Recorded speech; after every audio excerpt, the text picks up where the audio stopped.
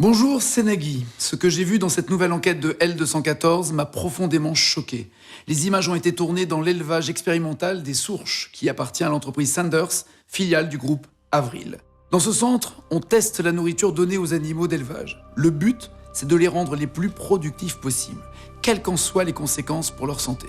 Des vaches à hublot, des poulets tellement obèses qu'ils n'arrivent plus à se déplacer, des cochons, des veaux, des lapins malades et enfermés dans des cages minuscules.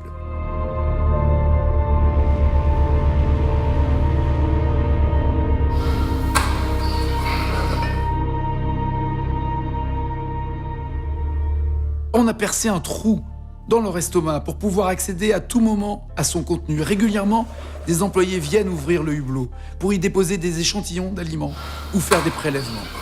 Ici, l'objectif est de mettre au point l'alimentation la plus performante possible pour que les vaches produisent le plus de lait possible. Pour Sanders, ces vaches ne sont que des machines à produire du lait dont on essaye d'optimiser les réglages. Aujourd'hui, les vaches laitières produisent en moyenne 27 litres de lait par jour, 5 fois plus que les besoins naturels d'un veau. D'autres expériences sont menées sur des veaux isolés dans des minuscules enclos. Certains souffrent de troubles digestifs. Des cochons, ils n'ont que le contact froid du métal comme environnement.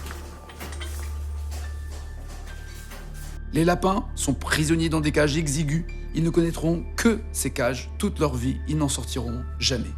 Quant aux poulets, issus de souches à croissance rapide, nourris avec une alimentation trop riche, leur poids est poussé à l'extrême. Ils arrivent à peine à marcher. Pour Sanders et pour l'élevage intensif qui est largement majoritaire en France, aujourd'hui les animaux ne sont que des machines à produire, une simple matière première à notre disposition. Il faut mettre un terme à cette course à la performance, qui se fait au détriment de la santé des animaux et de notre santé. Exigeons l'arrêt de ces expériences. Je compte sur vous pour signer la pétition. Merci.